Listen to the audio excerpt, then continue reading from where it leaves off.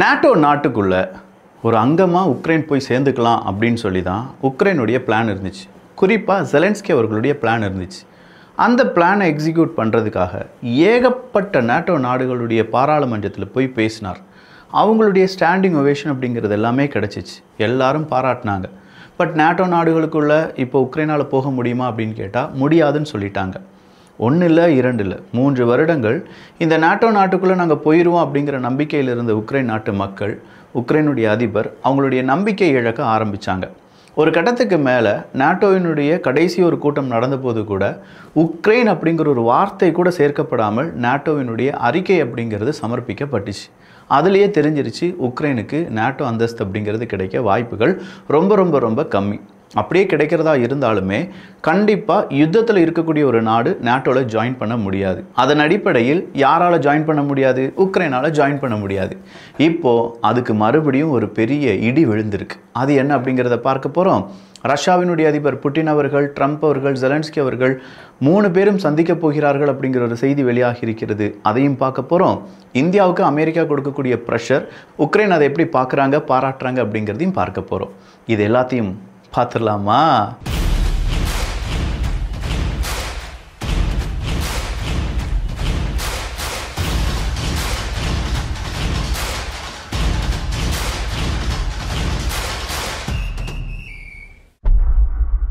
நம்ம வீடியோ பார்க்குறதுனால ஏகப்பட்ட வேர்ல்டு நாலேஜ் அப்படிங்கிறது கிடைக்கிது. பட் இது மட்டும் போதுமான்னு கேட்டால் இல்லை. கண்டிப்பாக நம்ம ஃபினான்ஷியலி க்ரோ ஆகணும். ஃபினான்ஷியலி க்ரோ ஆகிறதுக்கு நல்ல ஒரு ஆப்ஷன் இன்வெஸ்ட்மெண்ட் தான். பட் நிறைய பேர் இருக்கக்கூடிய கேள்வி, இன்வெஸ்ட்மெண்ட் அப்படின்னு சொல்லும்போது எங்கே போய் சேஃபாக இருக்கிற இன்வெஸ்ட்மெண்ட்டை கண்டுபிடிக்கிறது? டேக்ஸ் அதிகமாக கொடுக்க வேண்டியிருக்குமா ரிட்டர்ன்ஸுக்கு? இல்லை நம்ம பணம் அங்கே சேஃபாக இருக்குமா? ஏகப்பட்ட கேள்விகள் இருந்துச்சுன்னா அதற்கான ஒரு ஆப்பர்ச்சுனிட்டியை இப்போ ஆக்சிஸ் மேக்ஸ் லைஃப் கொண்டு வந்திருக்காங்க. புதிய NFO அறிமுகம் செஞ்சுருக்காங்க. அதுதான் BSE 500 வேல்யூ 50 இண்டெக்ஸ் ஃபண்ட் அப்படிங்கிறது.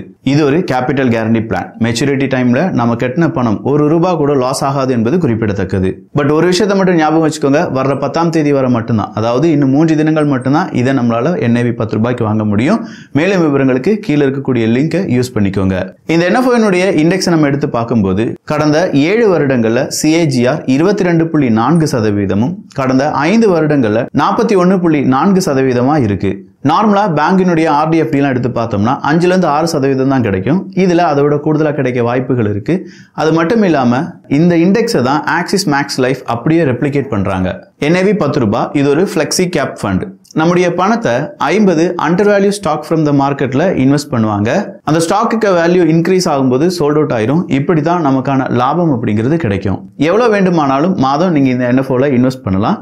மாதம் நீங்கள் கட்டக்கூடிய பிரீமியத்தில் 120 மடங்கு நமக்கு லைஃப் கவர் அப்படிங்கிறதும் கிடைக்கும். வருஷத்துக்கு ₹2.5 லட்சம் வரை நீங்கள் இன்வெஸ்ட் பண்ணி அதில் கிடைக்கக்கூடிய ரிட்டர்ன்ஸுக்கு டேக்ஸ் இல்லை என்பதும் குறிப்பிடத்தக்கது. NRIலாம் மாதம் 18,000 இன்வெஸ்ட் பண்ணிங்கன்னா 2 கோடி வரை கிடைக்க வாய்ப்புகள் இருக்குது. மேலும் விவரங்களுக்கு கீழே இருக்கக்கூடிய லிங்கை யூஸ் பண்ணிக்கோங்க. தமிழ் கால்பேக், நீங்கள் தமிழ் ரெப்ரசன்டேட்டிவ் பேசலாம். தேவைப்பட்டால் உங்கள் வீட்டுக்கே அதில் ஏஜென்ட் வர்றதுக்கான வாய்ப்புகளும் இருக்குது. இன்னும் 3 தினங்கள் மட்டும்தான் இருக்குது. வேணுங்கிறவங்களுக்கான லிங்கும் கீழே டிஸ்கிரிப்ஷன் இருக்குது. அப்படி இல்லைனா ஸ்க்ரீனில் தெரியக்கூடிய QR கோடை யூஸ் பண்ணிக்கோங்க. 2022 நீங்கள் போய் ஒரு 50 பேர்கிட்ட ஒரு சர்வே மாதிரி எடுக்கிறீங்க. நாட்டோ நாடுகள்கிட்ட, நாட்டோ உறுப்பு நாடாக உக்ரைன் சேரலாமா வேண்டாமா?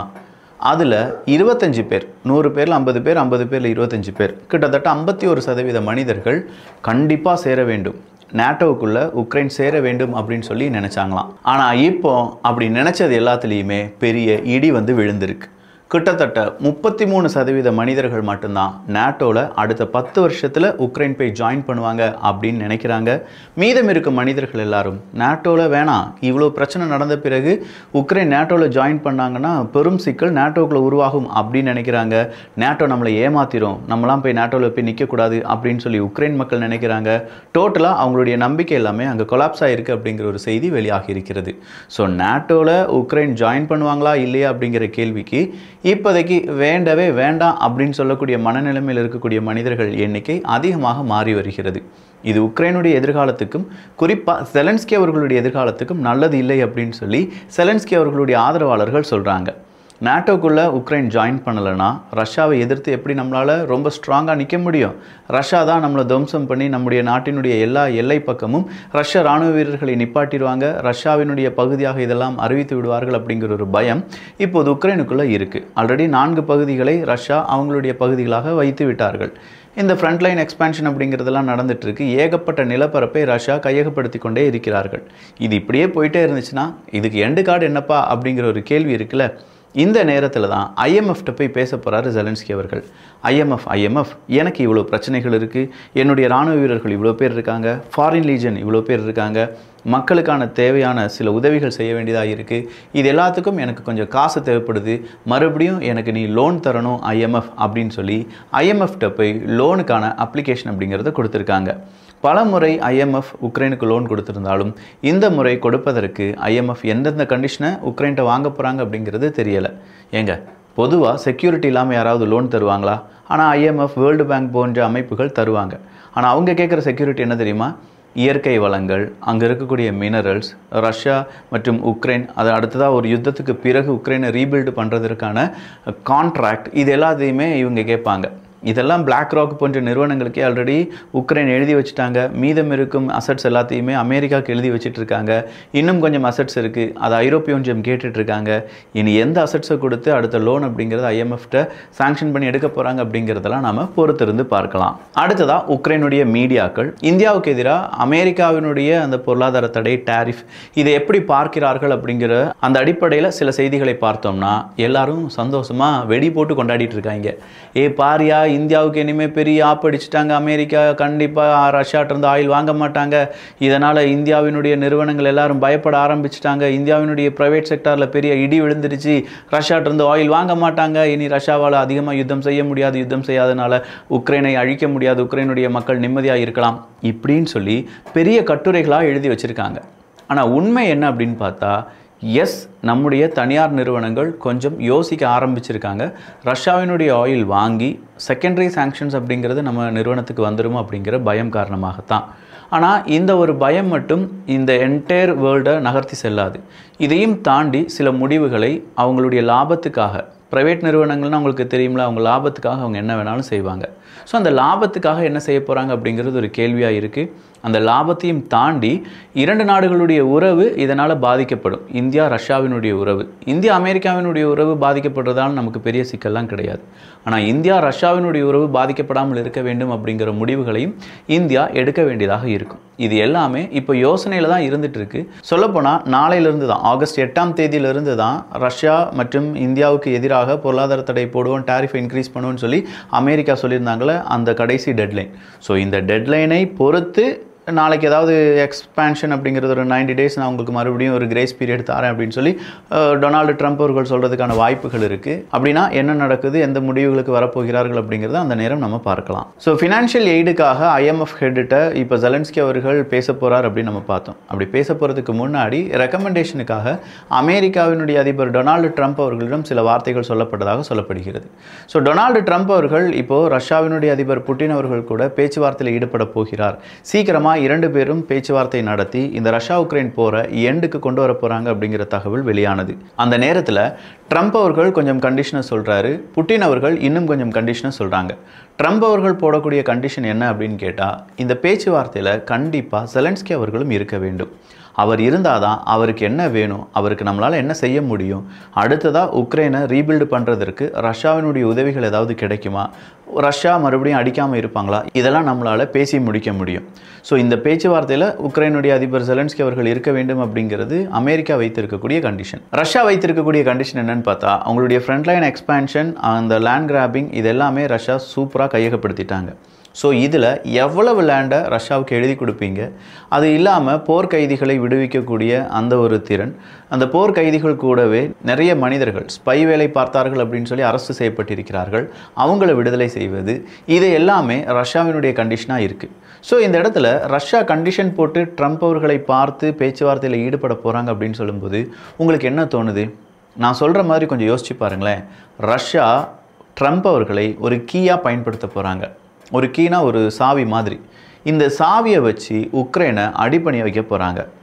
நீ சொல்கிறதுனால, ட்ரம்ப் அவர்களே நீங்கள் சொல்கிறதுனால நாங்கள் இந்த சீஸ் ஃபயருக்கு ஒத்துக்கிறோம், இத்தனை இடங்களை நாங்கள் கையகப்படுத்தி வச்சுருக்கோம், இதெல்லாம் எங்களுக்கானது தான், இதை நீங்கள் சொல்லி எனக்கு சம்மதம் வாங்கி தரணும். ட்ரம்ப் அவர்கள் ஜெலன்ஸ்கி அவர்கள்ட்ட பேசுகிறதும் இப்படியாக தான் இருக்கும். அவன் சொல்கிறதுல நியாயம் இருக்குது, அந்த இடத்துல அவனுக்கு கொடுத்துடலாம். உனக்கு நிம்மதியான வாழ்க்கை வேணும்னா இந்த கண்டிஷன்ஸ்க்கு நீ என்ன செஞ்சிரு, சம்மதித்து விடு. ஒரு 10 வருஷத்துக்கு பிறகு நம்ம நேட்டோவில் ஐக்கியமான பிறகு நம்ம என்ன செஞ்சிடலாம், புட்டின் அவர்களுடைய ஆட்சி காலத்திற்கு பிறகு அந்த இடத்தை வாங்கி கொள்ளலாம். இதை நிறைய பேர் அவங்களுக்கு எடுத்து சொல்லியிருப்பாங்க, இப்படி மட்டும் போதும். ஏன்னா புட்டின் அவர்களுடைய ஆட்சிக்கு பிறகு வரக்கூடிய அதிபர்கள் ஒருவேளை ஜெலன்ஸ்கி அவர்களுக்கு இல்லாட்டி உக்ரைனுக்கு அமெரிக்காவுக்கு ஆதரவானவர்களாக இருக்கலாம். அந்த மாதிரியான ஒரு ஆட்சி வரும்போது நாம் இழந்த பகுதியை மீட்டுக்கொள்ளலாம். இப்போதைக்கு நமக்கு தேவை ஃபினான்ஷியல் எய்டு மற்றும் அங்கே இருக்கக்கூடிய அமைதி. அதற்காக நம்ம என்ன வேணாலும் செய்யலாம் அப்படிங்கிற ஒரு முடிவை எடுக்க வாய்ப்புகள் இருக்கின்றன. இந்த முடிவுக்கு பிறகு புட்டின் அவர்களுடைய அடுத்த கட்ட கோரிக்கை என்னவாக இருக்கும்?